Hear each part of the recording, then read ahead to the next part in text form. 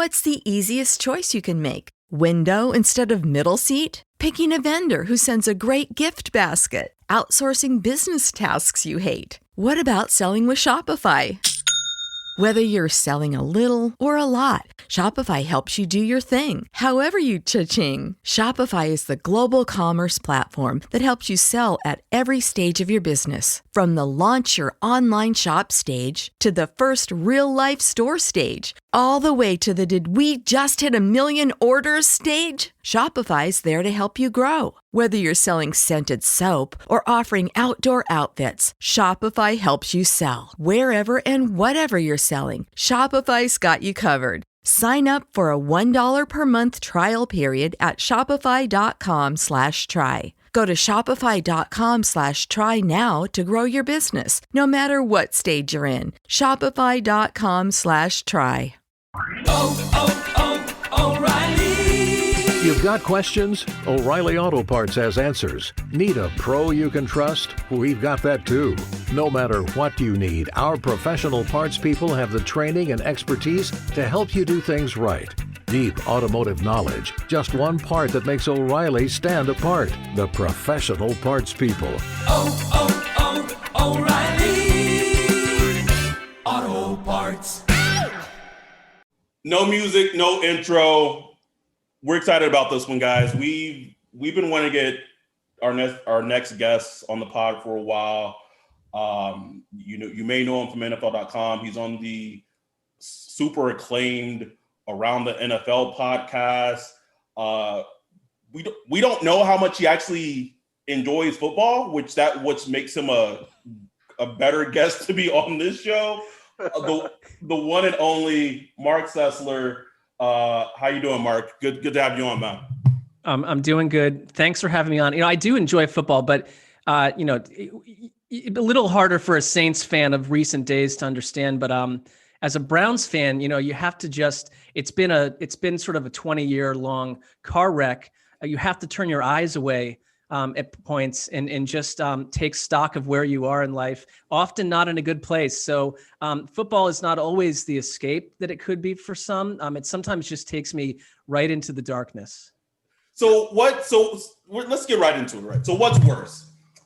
Like, the Browns are having their best season since 2007, since Derek Anderson and Braylon Edwards were going crazy. Don't know why I remember that, but I'm sick.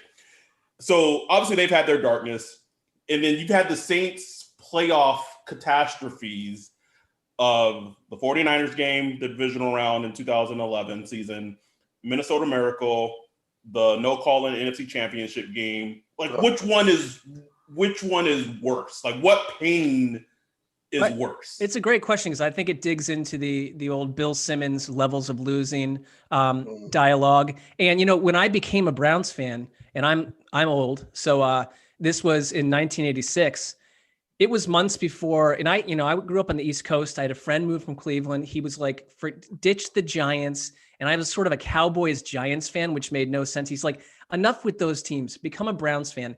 So I did. And months later, Bill Parcells and the Giants won the Super Bowl a couple weeks after the Browns had endured the drive. And so that was, to me, I was a very young football fan, and I fell super hard for that Browns team. The next year they had the fumble, and I was like 10 times more into that Browns team the next year. I knew, I would get these super nerdy newsletters that would arrive from, the Cleveland area, Browns News Illustrated. They'd show up 6 days late, but I knew every player. I knew all their wives. I knew some of the girlfriends, the names of the girlfriends, every detail. The fumble happened, and it how many shattered details me. was in this guy? Like, my obsession was so deep, and the fumble happened, and it literally changed my viewpoint of sports. And I think it made me, in seventh grade, a much more cynical individual. And then, Belichick came along, and then the move happened. It's like, you think the fumble's bad. You think that the drive is hard to sit with. Like, I literally had gone to college. And it was just like, just get me through college as fast as possible. I had already written the Browns like 300 letters, said, I am going to work for this team one way or another. I don't care if I have to sweep leaves out on the practice field to start because I have no life experience. And in the end, they moved months before I graduated. So I was left into a total abyss where I had no idea what to do with my life. Like I had planned the last 7 or 8 years to become a Browns employee and move to Cleveland, which is an odd thing for someone in their 20s to want to do. Had never lived in Ohio. Long story short, I mean, I would say that those losses were intensely painful and they're memorable. And I would still even sometimes go watch those games again. What I know. the losing for 20 years is like, you're just sort of in this driftless swamp where on top of it, you know, you're the lowest possible class in the NFL because Cleveland's also had these, you know, the Johnny Manziels and the Brandon Weeding getting lost under an American flag. I mean, it's one folly after the next, where on top of just being a terrible football team years on end, you're a clown. You follow 53 clowns in a coaching staff that typically are clowns before they're fired. So it is hard for me to say which is worse, but the second one has gone on for so long that I literally, like, even this year, because we're always working during these games, I'll have to maybe circle back around 10 at night on a Sunday and kind of drink in that Cleveland even beat a team of any worth. So it's, I wouldn't say one's worse or better. They're both pretty evil in their own ways. Yeah, there's, you know, it's interesting because, I mean, I've been a Saints fan long enough since, you know, early 90s, you know, with the Dome Patrol and all that stuff. So they were pretty good. You know, they were a pretty good team, just good enough to lose in the playoffs during that time. And then, you know, there were the dark years of, you know, the Mike Ditka era, and you know, Ricky Williams with the, you know, Ricky Williams and the Mike Ditka dreadlocks and the wedding dress, and you know, that was exciting times back then. Like, you know, it's like I didn't care about the draft picks. I'm like, hell yeah, Ricky Williams, we're gonna win the Super Bowl, and you know, the forgettable Hazlitt eras, which were actually good times relatively compared to years prior to that. And so I try to tell Saints fans now, like the younger Saints fans, like, man, like this, like I know the heartbreak hurts, like it hurts, like there's no way around it, but like these are some good times. Your team is like winning and in games every week, and you know, winning, you know, 10, 11, 12, 13 games every year, going to the playoffs. Yes, got embarrassed every year, but I mean, you're in it, you have a chance. So it's, I guess it's trying to strike that balance of enjoying, you know, your team contending and not letting yourself just get demoralized and crushed, you know, when, let's face it, it's hard to win a Super Bowl. You just, unless you're winning a Super Bowl, you're going to be crushed, you know? Yeah, the moment's coming at some point. You know, I have a 10-year-old named Luke, and he, I did not force them to become Browns fans because we live in Los Angeles and there's just no direct DNA connection on some level. And it's not, you know, it hasn't been passed down in my house from generation to generation. Luke is a Saints fan. And like, I kind of love that because he gets fired up to watch them. But I have tried to explain to him that, you know, Drew Brees is not someone who's got another 20 years of this under the belt. Like, I would enjoy this while you can. There are major questions lingering. He's 10. He doesn't understand the salary cap or future quarterback designations. But, you know, you're right. Just try to enjoy it. And kids don't root for losers. Typically, they're not. No. That's not part of their day. So the Saints are a perfect introduction for him. They are, and it's funny. I remember when my daughter was born, when she was like up to like maybe 3 years old. Like I was like, oh, like I'm gonna make her like a diehard Saints fan, just like I am, or I was at the time. And as I got older, and as she got older, I realized I was like, why would I like put this madness and sadness on my kid for her to like live with it? Like, it's bad enough that I have it or I had it. Like, why do I want that for her? So I had to stop myself from putting like that juju of like, I want you to be a Saints fan, because I don't want her to experience those painful losses. Like, be a kid, and like if you grow up liking a team, like pick your team or whatever. But like, I don't want to be the cause for like the dark days of it being Monday and the Saints lost, and you're just pissed for just no reason, like not wanting to go to work. Like so I had to like wean myself and Yeah, it's stop pretty that from evolved happening. dad work right there, because I get the people that tell me, you don't understand what you're doing as a dad involved with sports. You should definitely have your kids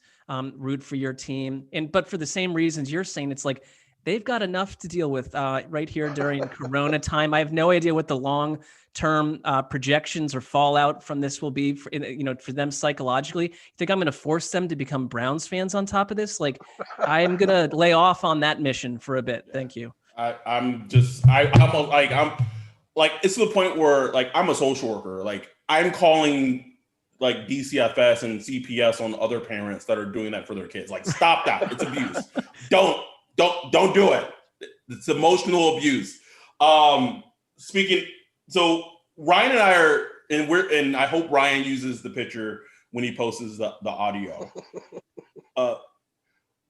I feel like Ryan and I are the only people that have this picture of you saved in our phones, and we love it.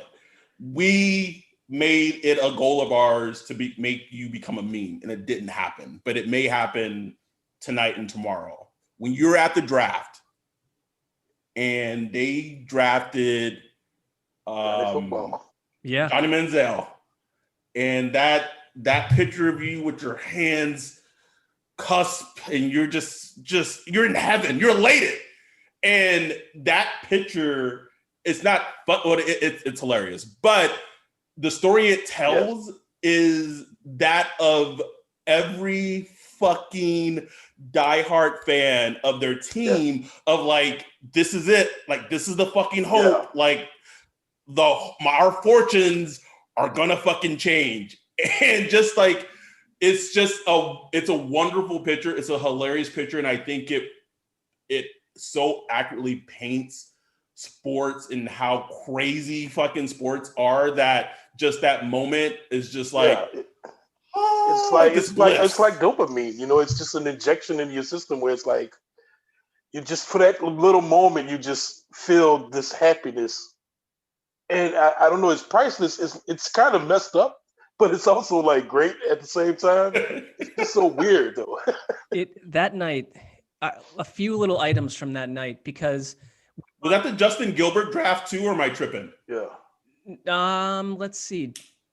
Because I think they took him like number 4. You're right, and that might have been that is arguably a bigger disaster than Manziel was. So little did I thought, this is icing on the cake. We have Mike Pettin. He's getting his lockdown. Justin, we're getting our lockdown cornerback along with Manziel. That's when they did the draft at Radio City. And what they do is, if you're a journalist, like, you're basically just stuck in these tiny little Radio City music hall seats that were built for people like 80 years ago. And I guess everyone was like 5'5" and 100 pounds, but you can't even fit in these seats. And on top of it, you got a laptop. And I was sitting next to Dan Hansis, who essentially suffered like a back injury from sitting in those seats for 2 days. That was a crazy draft. That night, we didn't really do our roundup podcast till almost 2 a.m. And I genuinely was elated. And Dan and I went back to, I think it was my hotel room. We were just going to call in for like, I think 15 or 20 minutes. We weren't doing, I think, the whole show, if I have it right. We had a few brews, and on top of it, we were blasting Steve Winwood's Call on Me, a trance version, a trance techno version of Call on Me at like epic volume levels in our hotel room with the windows open, and just shouting out the windows, because all week long I'd kind of been thinking, like, would Cleveland pull the trigger on Manziel? And when it happened, in my world, I thought, we have just found the most transformative, exciting quarterback around. Now, I know he has a few issues, but I'm not concerned with that tonight.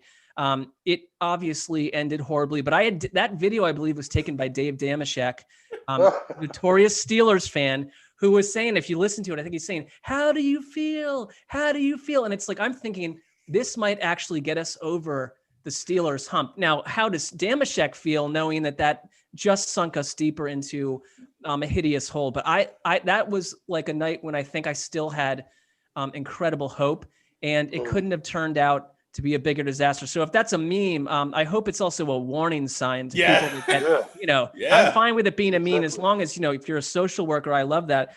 Let's help people socially, not to be the rube that I was that evening. It's funny you say that just in terms of as a prospect, like there is the warning signs. Like I feel like, especially like when, you're married, Ryan's married, I'm in a relationship, but like back in your earlier days when there's like that girl and there's all the warning signs, like they're just flashing and you're just trying to convince yourself like, oh my God. Like I feel like that was like with you and Johnny Manziel that night. Like you didn't care. You were. No.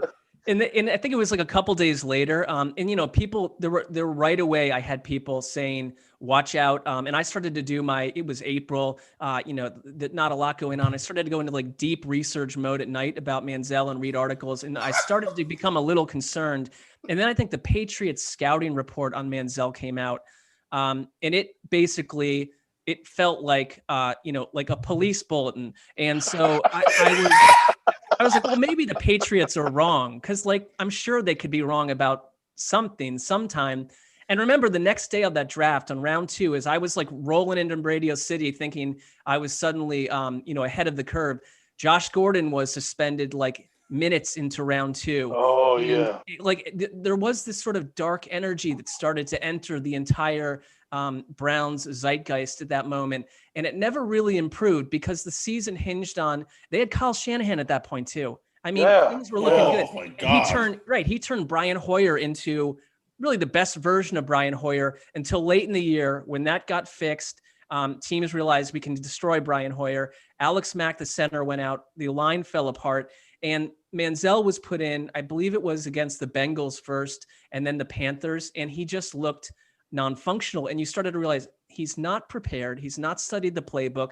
There are reports of him doing Molly with Josh Gordon at like 2 a.m, like in a high rise. So, it spun totally out of control. What a mess. Those were underrated. Those were some underrated times. Like Johnny Manziel, that was we kind of forget how crazy it was. Like, remember during the draft, there was all the talk like, how does he look in pads? Can he carry the pads? And he came out like in full pads at his pro day. Oh, the pro day.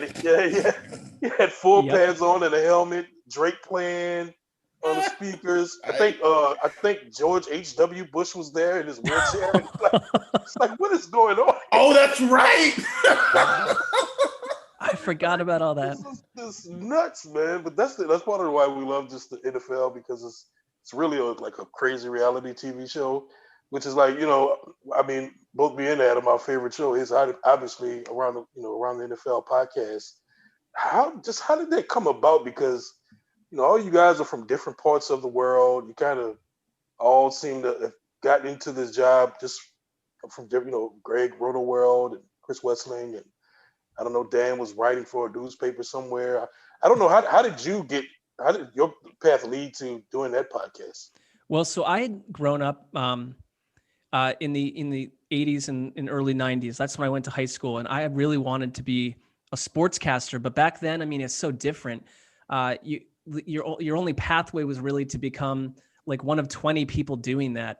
And I was years away from that even being a reality. So I looked for colleges that would have those kinds of programs when I got out of high school. And I went to one. I went to Ithaca College, and within this could be a 2-hour long story. I'll give you the shorter version, but I basically transferred colleges like 3 times, and it became like a thing where I knew I wanted to write. Sports became my college thing became all about that part of the career when I was at Ithaca, and it felt like this intense pressure. And I was like 20 or 19 or 20 and like not having any fun. So I kind of just ran away from that whole career arc and dream. I was like the nerd walking around with like a Bob Costas Pro Set football card in my wallet when I was young, because I was like, this is what I'm going to do. And it's like, I probably would have benefited from enjoying aspects of youth a little bit more, getting some of that out of the system.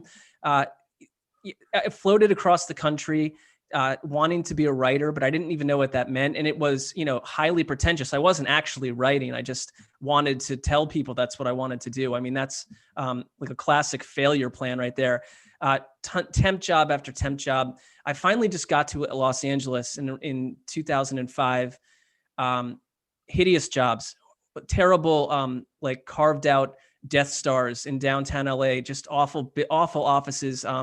I felt like completely far away career-wise. But I had a friend who said, look, man, like, you live like blocks away from NFL.com. And I knew that because I used to jog by it. He's like, I have a friend who's an editor there. They're ramping up a little bit. They're looking for editors. And I was like, I want to do this, but I haven't done this since like college. I haven't done it in like, I'm an adult with no skill set in this area. The editor, Justin Hathaway, who's worked at a ton of places and knows everyone in the business, he basically said, look, I love your passion, because we had a good couple phone conversations. I was like, I'm going to need help, but I will work my ass off for you. I'll work late. I'll work off the grid, whatever it needs. And that became a 3-day-a-week job. I left a corporate job. We had just had a child, or we were just about to have a child. And I left like a pretty well paid, because it was a terrible job in downtown LA, to do this 3-day-a-week thing where I was being paid like a USC intern. And so credit to my wife for allowing that to even begin in the first place. But that 3-day-a-week job grew as NFL.com grew. Dan Hansis came a couple weeks later, but then the lockout happened, and we both thought we would lose our jobs. But thankfully, because we were essentially like, if they're looking at like the payroll, who do we have to, they were getting rid of people. This guy makes too much. She makes too much. This guy does no work, but he's making 6 figures. We were making like $12 an hour. So we wouldn't even show up on their papers. So they kept us. Jeez, $12 an hour? Well, honestly, I think it was $18 an hour or something like that. I don't remember. It was like, still crazy. It was insane. And like, it was really just like, you're giving yourself 6 months. I was in my 30s. Like, you're giving yourself 6 months for this to work. And I think right around that time limit, it became a 5-day-a-week job with a pay hike, and it got a little bit better. And so Dan and I started, thanks to Dave Damashek again, something called the Debate Club. And we would just little 10-minute segments on the end of Damashek's wonderful podcast. And we were all about it. Like, this is our thing. It started as this hideous written piece called He Said, where we would debate a topic on old clunky looking NFL.com way back when, where we each have like a column. And quickly someone said, you guys are going nowhere with this. Like, why don't you try doing like a little 10-minute broadcast thing? And so it was a great idea. We loved it. Greg became our boss at not too far after that. And there was some time where I think both of us wondered, like, Greg has been in the industry for a long time. He knows exactly what he wants. He's going to hire like the best possible people. I'm thinking, how am I the best possible person for this? I've been in the industry for like a year. I'm like still studying rosters at night, but that all worked out. Greg joined the show. He hired Wes, and we went through, initially the plan was you can only have 2 people on the show at once. While you other 2 guys have to be down grinding, writing stories. Well, somehow we won that battle pretty soon after. That was around 2013, I'd say. And we've been doing 3 shows a week ever since. And I think that you're right, that because we all come from really different paths and different experience levels and backgrounds, that it makes the show what it is, because we're all probably surprising each other and generating a certain amount of outrage with our opinions at times, because we are not all cut from the same cloth. No, I think you hit it right on.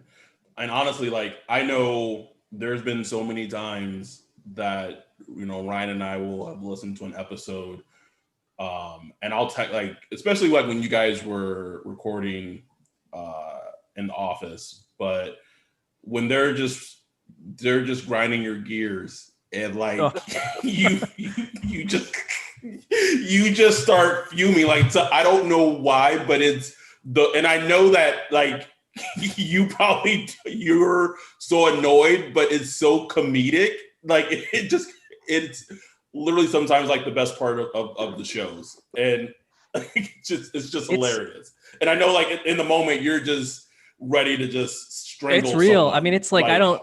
We know. Like, and I think it's a lot less of that when we've been obviously remote since March, and I also think I had a lot of like, I always like just have a lot of maturing to do as a person. I have to like work on my emotions not overtaking the whole thing, and there's probably 4 or 5 times that I look back and say, like, that was that was a bad job by you. Like you're getting too riled up. There are other times when it does feel like, yeah, it's, part of the moment and comedic.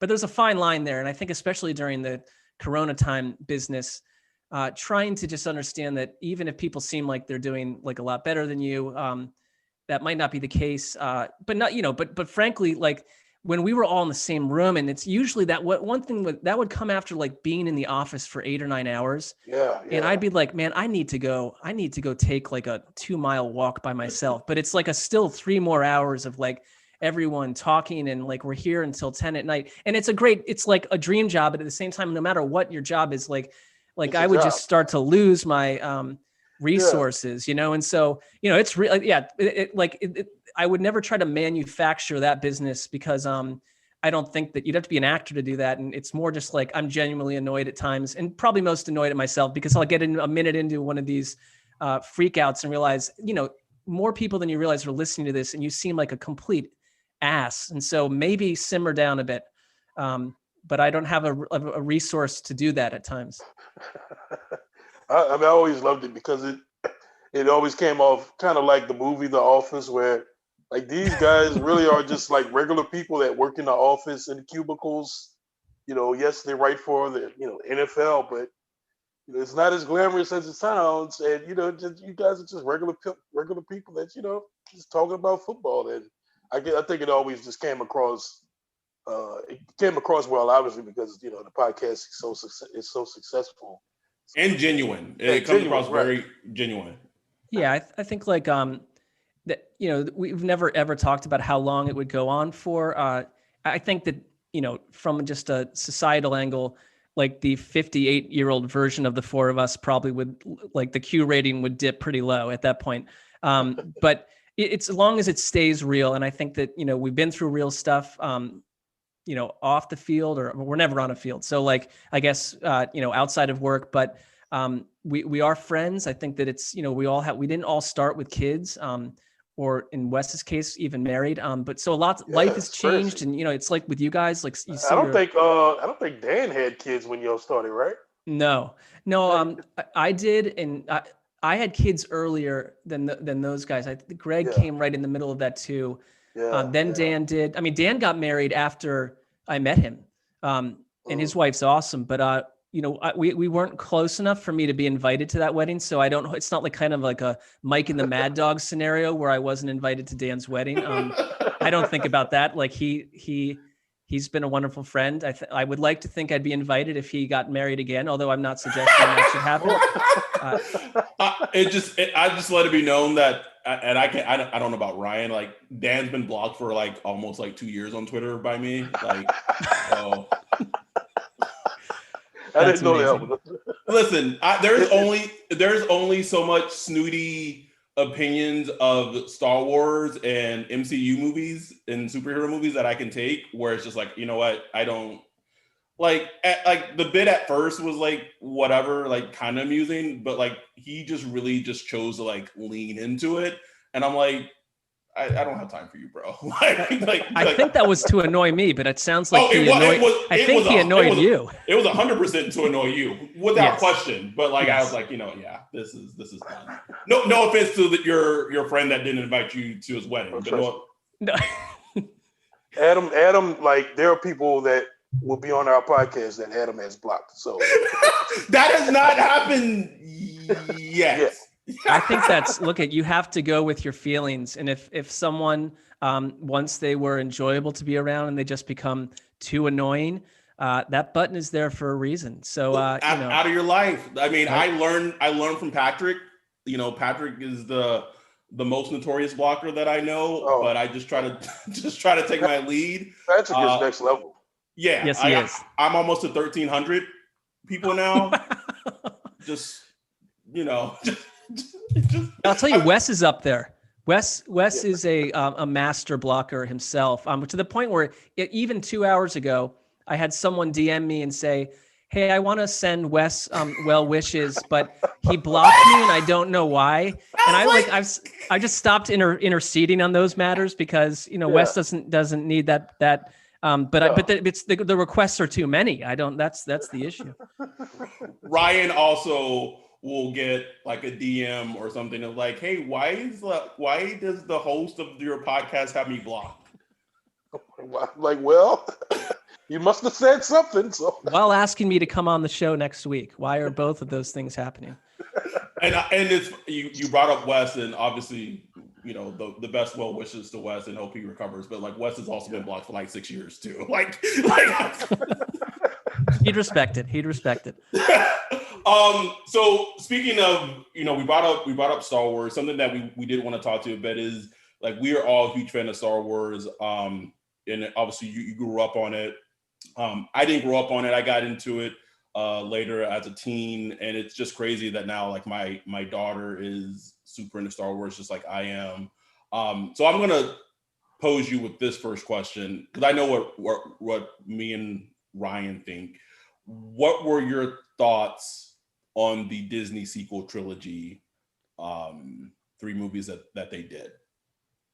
So you're in LA, you know, the Grove, and I took a day off from work when The Force Awakens came out. I was very compelled by the preview for that. I went to see The Force Awakens, and I'm 47, so the first movie that I ever saw in a theater, and I was in England, and I still have a really bizarre childhood memory of my dad driving me to the theater to see Star Wars, and I didn't understand a lot that was happening, but it was made for someone even at the age of 3 to get who the good guys and the bad guys were. So there was this I think I've always felt that Star Wars has a really tough task to appeal to someone my age with their new projects because it can never be what it was. But The Force Awakens made me, and I honestly, when what happened to Han Solo, yeah, and then at the end, because Luke Skywalker was always my dude, when he pulls the hood off and you see him standing there and he looks like the most epic version of an aged Luke Skywalker I could have imagined, and the look on his face, like I just broke down crying, which, you know, I don't know why people say they don't do that movies. Like I just like certain movies do that to me, right? And like I couldn't leave the theater for like 20 minutes, and I couldn't eat, I couldn't even go get like a celebratory beer. I just walked around for a while, and I had so much hope about what was going to come next. And I think the thing is that for The Last Jedi on its own, if there was no before or after, you could look at it and say, this is a very interesting take on Star Wars. And it's cool that we have different directors getting a chance to do this. And like Rian Johnson's done other stuff I really like. But in terms of connecting the first movie with the second, and don't even get me started on the third.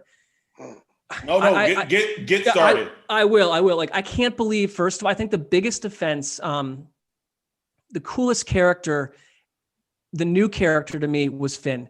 Because Finn, like the idea that like these faceless stormtroopers had such a complex backstory, and that he had this sort of moral dilemma and question, and where he was from, it's classic hero telling, where you are at the start of the movie of Force Awakens to the end.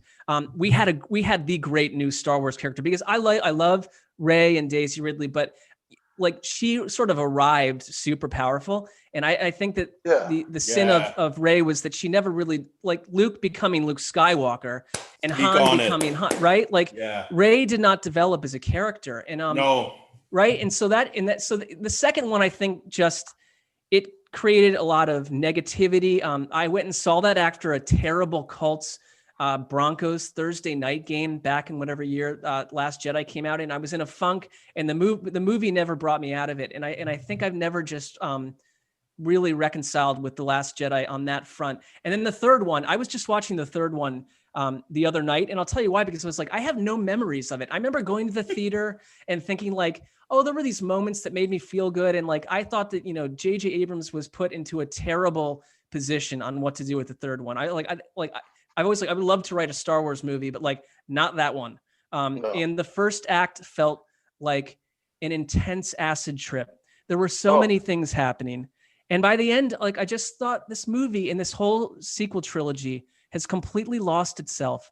And the idea, and like, you look at, like, compare it real quick to Lord of the Rings, where Peter Jackson and Philippa Boyens, they were the only ones that had read Lord of the Rings. No one in the studios, like higher ups, had. And so there were no checks and balances. No one's going to tell Peter Jackson, I don't think you should do this with this character. They'd never heard of any of those characters. So they were in complete control. And the synergy from the first minute to the end, the through line was powerful. I think this sequel trilogy never had any idea what it wanted to be. I think that frankly, it was like, we are going to create a powerful female character. I'm cool with that. Princess Leia was too, but I'm cool with that. And like Poe was a bridge too far. I don't think we ever needed Poe. Finn was completely lost in The Last Jedi. In fact, I think that they did a total disservice to his character, and he never really came back around or was given a chance to, in the third one, to be anything more than someone that became almost faceless. He and Poe were like, are you meant to be sort of the same character that they split into two? Kylo Ren had all this potential. I mean, I think it's just like it's lost potential, and I'm rambling there, but I think it's just a lost potential after what was a really good opening act. Yeah, I think you said it best, and I've read and watched enough videos, and just the whole lack of vision. And that's what's so insane, is that with Disney, you have a company that has the MCU that legitimately planned out like 18 movies that interconnected.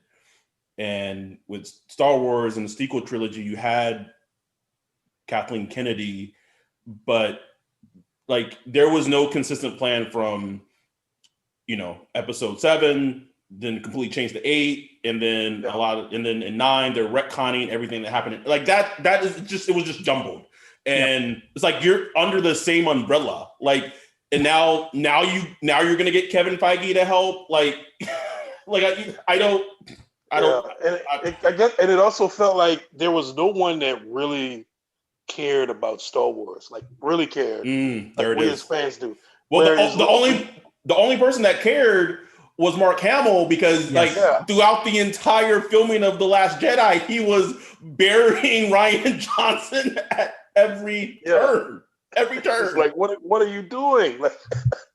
The other thing that, like, I don't know. I like the third one I thought was the more I think about it, it becomes a little more offensive to me, because the way that Lando showed up suddenly out of nowhere, there's all these incredibly random moments. It's like, had that ship not, I was watching this, and I'd gone down the same path that Greg went down before his first episode with you guys. So I was trying to make sense of it from a different mindset, and that, you know what I'm saying. And the ship lands on, crash lands on that sand dune. Yeah. They all sink below the earth, and they find that magical knife. Oh my God. It's like, wait a minute. What if the ship had crash landed right? Yards up?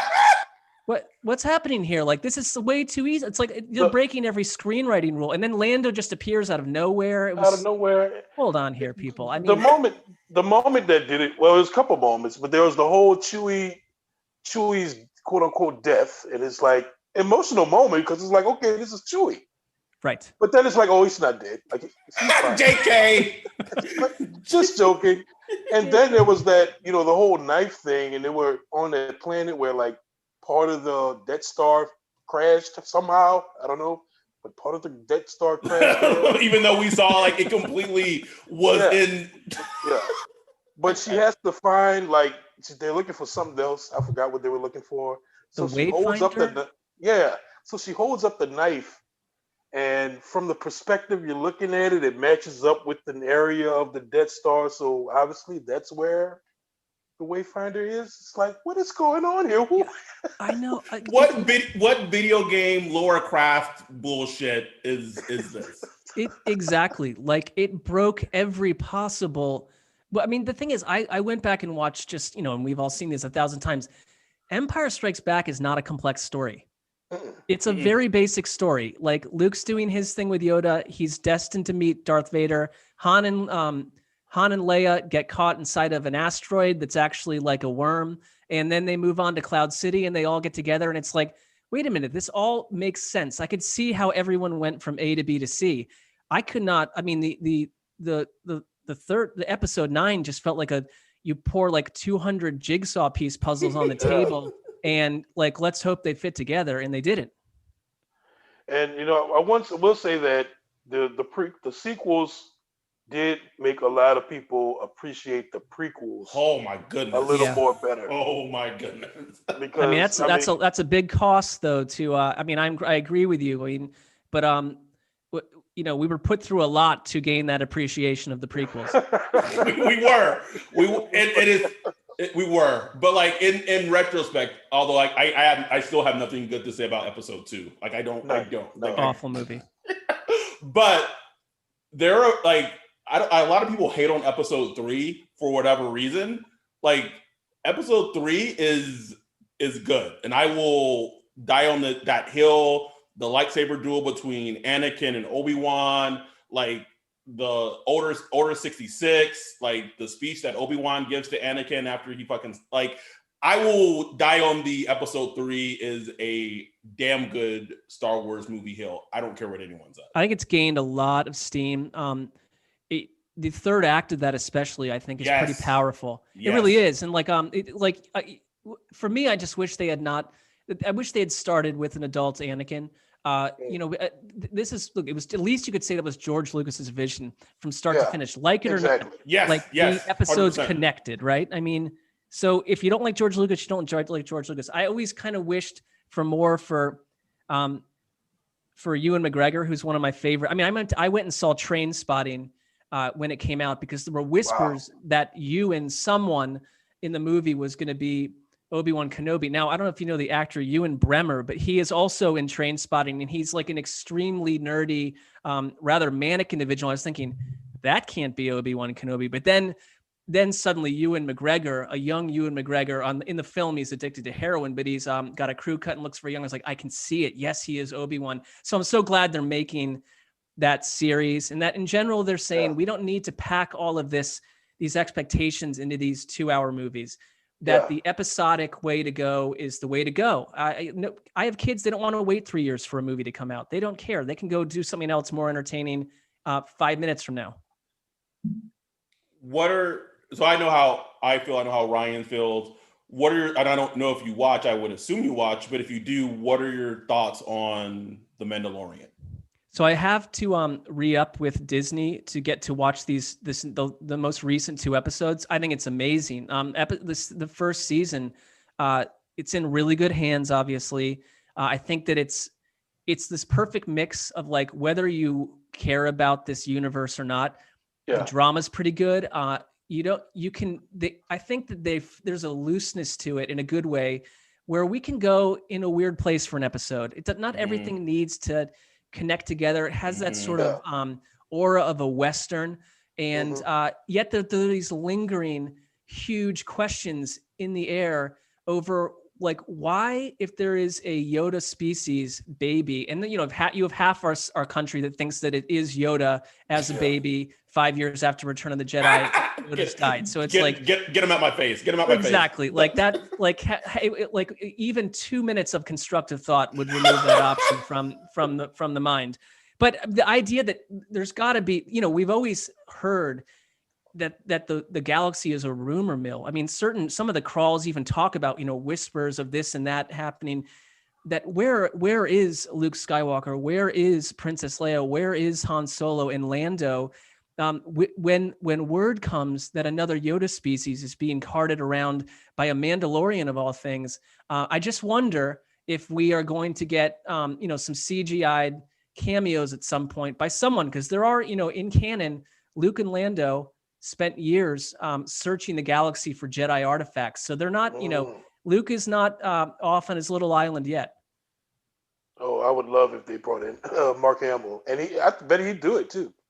He said he's done with Star Wars, but you look. I think he's done like movie wise, but right. Like if Filoni and Jon Favreau like approached him and gave him like a vision of what they like would see, like I think they could convince him to do like an episode or 2 or whatever. I think so too, and I mean I think there were like a few little gems in episode 9, like the de-aged Luke training with Leia. I mean that he looked perfect, and the technology is more than robust enough to give us a young Mark Hamill if they needed to do it in some fashion. Yeah, it's that would be amazing. So we're gonna pivot back to football really quickly. What are your thoughts on, we don't have to go super deep into it, but what are your thoughts on the Browns like this for the rest of the season? I think they're a team. They're kind of just in the mix, and like I think one thing about when all of us, when we talk about these teams week after week, you got to have a dose of reality. I'm not like floating on a cloud over them. I think at their peak, because they get Nick Chubb back in theory this week. He said that he has to be checked out, but it sounds like he could be back. Wyatt Teller, who rose from the ashes to become one of the more dominant guards in football this season, he's coming back. Austin Hooper, who, yes, he's a pass catcher, but he's a big part of their run blocking scheme, is back as well. And so they were averaging about 150 yards rushing a game. And that dipped when Nick Chubb was not in there, down to about 96. So I get that Kareem Hunt is a valuable piece of the puzzle, but Nick Chubb is basically like, if I could just, he and Alvin Kamara are so different, but I love the fact that running backs can be so different. And Nick Chubb to me is a perfect Cleveland Brown. Their defense is absolute disaster. And so I think they can beat the bad teams, probably get caught in a few trap games against bad teams, and probably not beat the good teams. And so I think that they'll be alive in week 17 for a potential wild card spot, but they play Pittsburgh and that could be the end. But I think it's a step forward because, you guys know, when you don't have to spend Monday through Friday wondering if Sean Payton is doing his job or if Sean Payton is actually good at doing his job. Like the last 27 or 28 Browns coaches, that would be my biggest concern. Like, is my coach actually watching film? If he's watching it, does he have more knowledge than I do at watching film? And I sure hope he would. But with Kevin Stefanski, I think he's brought a sense of calm. He's not really like a high-low guy. He's kind of an even keel dude. So that's, and I think the front office with Andrew Berry is really forward thinking. So part of me is like, this is a 3 or 4 or 5 year journey. I don't need it all today. And I think a lot of Browns fans like say we're a playoff team. And it's like, well, we're not a playoff team that you would really, bet your house on, or even like a dollhouse on. Like, I think you just have to see what happens here and like, take the positive with the positive and find out if we have a quarterback. It's not completely clear. I think that they're in a tricky spot with whether or not they, extend Baker Mayfield, but, he's in his 3rd or 4th system too. So long story short, I think that they're a contender for wild card and probably a contender to go get whacked by a much better team in the playoffs. What are your? Go ahead, Ryan. I'm sorry. No, I was just saying. I think next year is really going to be key for Baker Mayfield. Just second year, same system. Maybe they build a little more around him, which he has pretty good skill set around him now, but maybe you build a better defense. I think it's going to be so key next year just to see, if he can elevate it to another level. He's been good this year, but it's kind of, up and down. But if you really just build that consistency, which is really what you really want in a franchise quarterback, like flash plays, spectacular plays are great, but really what separates like the true franchise quarterbacks from the promising quarterbacks is just that consistency. Week to week, you know what you're going to get. And I think, Baker is capable of it. He's talented. It's just we haven't seen that consistency yet. So I think we'll really find those answers out next year. But like, damn, these quarterbacks are so hard, man. It's like you just don't know. Like, look at Ryan Tannehill. He's like in his 10th season, 11th. It's like, how do you figure these guys out? I don't know. Well, separating from Adam Gase doesn't hurt. Step A. But you're right. Like they're not. I think the problem that we are in the age of the greatest quarterbacks Earth has ever watched, and a lot of them are playing right now before our eyes. And Patrick Mahomes. Yes, the redshirt year, but it was like Mahomes arrives fully formed as the MVP. Lamar Jackson, Deshaun Watson. So the Baker Mayfields of the world. Drew Brees was an excellent quarterback when he came out, but he went through, basically the Chargers said, thanks, but no thanks. We're going to find someone else. And the Dolphins didn't want Brees. And it's like, some of and the nobody story, thought that was crazy. Like, no, I think, and yes, it was a little injury related. I mean, it was injury related with the It was a lot of Dolphins, but it was a injury lot injury related. But that was like an organization that made a poor scouting report on that. And like not all these quarterbacks like are MVP year 2 or 3, and you got to kind of hang around a little bit. But I think Baker still presents the negative questions too. And it's not, I'm not into this, like Baker Mayfield's a problem personality wise. I get he's a little overexposed. He has an annoying like him and Drew Lock. Like I can deal without both of them. Like I'm with you, because I think if you were on another team, I'd be more on the caravan of like Baker Mayfield's driving me nuts. As a Browns fan, because he's been functional, it's like, look, I can't even worry about that right now. Like I've got enough to worry about, but I think that that's part of his game. And I think that some of the problems, I think when his confidence was dashed last year, he needs to be rolling with confidence. He needs to have a chip on his shoulder. I don't know if that's a great quality. Maybe you'd want a steady, even keel dude instead. But that's something they have to figure out too. I think he's worked really hard this year. I've not seen a lot of shenanigans or malarkey from him. He's put his head down and gone to work. But it's a huge question because, like you don't want the quarterback, like you don't want to create the next Kirk Cousins contract with a guy that can really only get you so far. And I think that it's fair to question how far Baker Mayfield could take you right now. And I think, that was my next question I was going to ask you, just yes or no, like right now, like, do you think he's the guy? Well, I here's the problem. Like if they were 1-6, I'd be in Dan's position as a Jets fan thinking like, I kind of hope they lose out because I'm pretty sure Trevor Lawrence is the guy based on everything everyone's saying.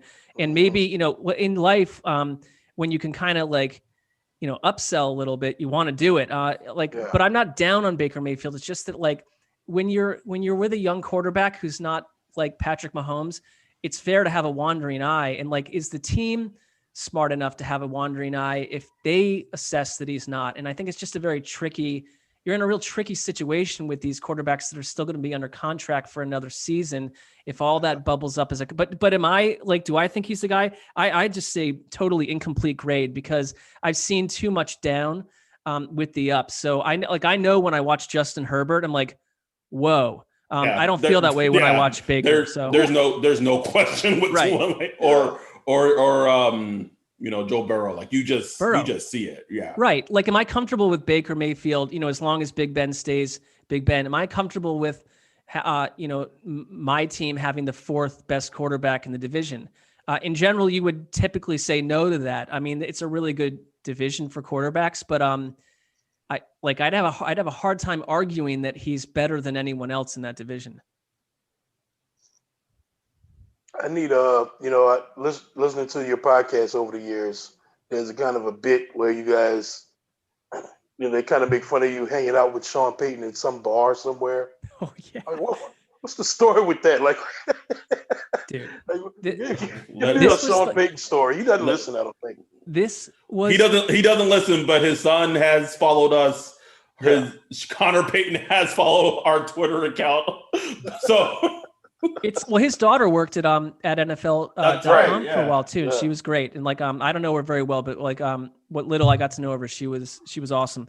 So the Sean Payton thing, this was right before, the world shut down, and we were at the combine, and the combine in Indianapolis it's essentially like, you roll out of bed, you go scout players. If you're us, you go listen to the coaches and GMs speak. But at night, everyone is out carousing and talking to each other. And there's these big Indianapolis bars where like the 12-year-old me would have had like a seizure because like everyone that in the NFL is like within 10 feet of you.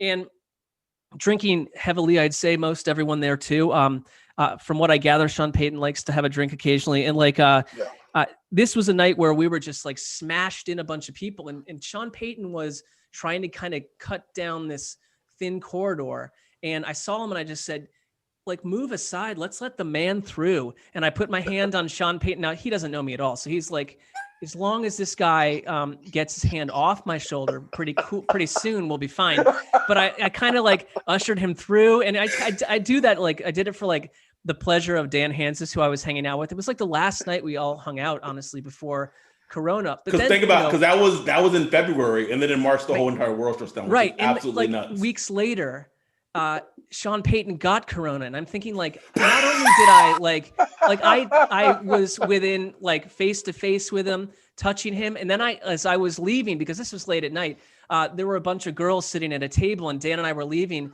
and like there was one girl sitting there, and I was like, that was cool, like we're having a great night, let's show off and be funny. I just grabbed this girl's glass of white wine and picked it up and took a gigantic shot of it and put it back on the table and said, have a nice evening. We walked away, and she like immediately put the glass on the other side of the table and was not going to drink. It's like, oh, I hope I did not give her Corona. I don't know if I have it. I've not been tested, but it was like, that was the Sean Payton moment, and it came with some peril.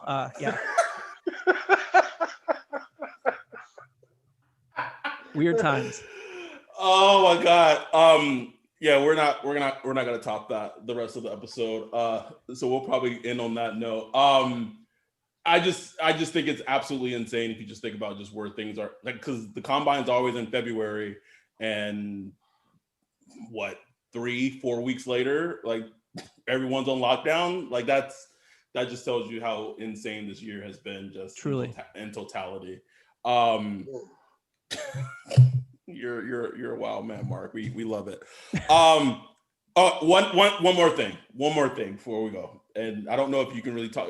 You guys kind of hit on it in the pod. I want to say this year, how mad was, like, did TD want to throw hands at Dan Hans's? Oh, the one time way back when? No, because I think TD he is like a super peaceful guy. I think he was genuinely annoyed, and I think it threw Dan. Like Dan wasn't trying to annoy TD, which I think that sometimes that would be my strategy with TD. But like Dan was not, if I recall, trying to. But I think we were all kind of thrown by the fact that it got pretty real right away. And when that happens, I don't know if we cut mics or anything, or if we were even. I don't know what was going on, but it was like, or let's make it real clear to everyone that we weren't trying to start a fight there or anything. And I, for the one time that I'm not involved in the conflict, I'm just sitting there thinking like, this is awesome. Like, I'm not involved, but everyone else is like having to deal with this issue. And it's great. I mean, I think we all enjoy when someone else gets into an awkward moment or has a lot of explaining to do. So it was a joyful moment in my book. And the hilarious thing is, like, I remember like when Dan started doing like the impersonation or whatever, Ryan and I would literally text each other and say, TD's fucking pissed. Like, we could tell. We'd be like, we knew it. Like, we'd be like TD. We would say like, TD wants to fucking smack the shit out of Dan. I think he was really annoyed, but I just think that it probably healed itself pretty quick, because I don't think Dan like, you know, he likes to rabble rouse a bit. I mean, we all do, but he's a special talent for that. I think he was thrown by the reaction, and it was like, we're not going to do that skit again. I promise this is the real last one.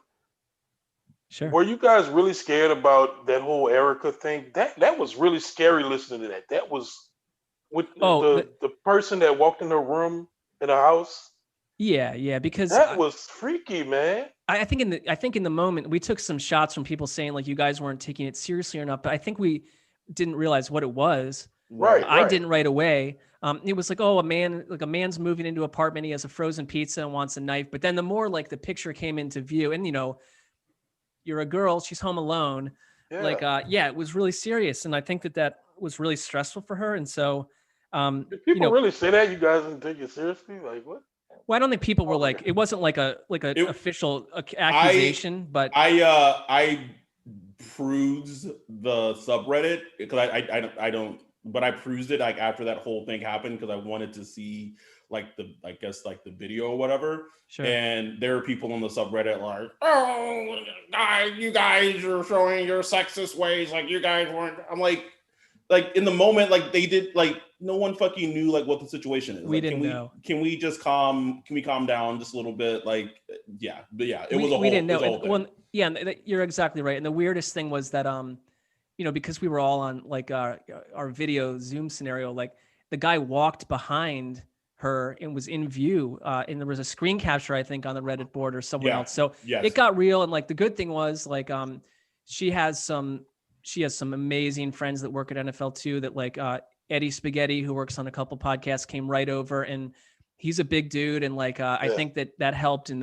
the police responded. So, it got taken care of. I think when we found it was like, call right now, like get help. But in the moment, we were also in the middle of doing a show. And so it was like, you're not like someone calling you in concern. It was like, I'm sitting here talking about the Detroit Lions, and this is happening behind her. So it was a weird moment, but yeah. Oh man.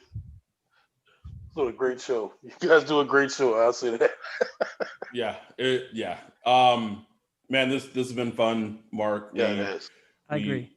We loved having you on. We want to get you on again. We have this grand idea, and I don't know if it's ever going to work just with everyone's schedule, of getting like you, Greg, Patrick, and Patra on the same time. Just. Oh yeah, it's easy to do. I mean, I'm free. I mean, maybe those guys have more going on than I do, but I'm relatively free socially. That's a goal. Just have like this huge, just us, just having fun on the podcast. As I say that, Greg literally just fucking texted me to send me something. He doesn't know I'm doing this, by the way. So I told him. Oh, you did? Okay. Yeah, he likes to make fun of me. He's like, "Oh, look at you guys make booking and get like booking your guests like ahead of time and get." Because like the times like he's come on the show, like it's been like I've sent him like a text like, "Hey, like, are you free to just jump on?" Like, "Oh, look at you guys being professional." Like, setting. I'm going to tell him. I'm just going to say I was blown away by not only the level of professionalism in the lead up to this, but just the total flawless execution from wire to wire. He's like, "What podcast did you go on?" He's like, no. But no, it's been a pleasure having you on. We for you, we wish you and the Browns, the best in terms of the season. It's different for us. Like Ryan and I, ever since the NFC Championship game, like the level of like being diehard, like we had to cut that road. That was both our final straw. Like I made the promise to myself, like no matter what happens to like the Saints, win, loss, whatever, like I will never let myself get emotionally like that depressed over a football team, because I was just in a bad place after that no call, like bad. Like I deleted my Twitter for like a month. People were like checking in on me. Like it was dark. And I was like, and then it dawned on me, I was like, why? Like, it's a fucking football team. Like, why do I feel like this? Like, this is dumb. And I could tell, like listening to you on your pod, that when the Browns are doing well, like there's still that spark in your voice. Like, and I'm like, oh, my guy's still in. He's still in it. Still in. I'm still in. And I think, hey, you're gonna be in when.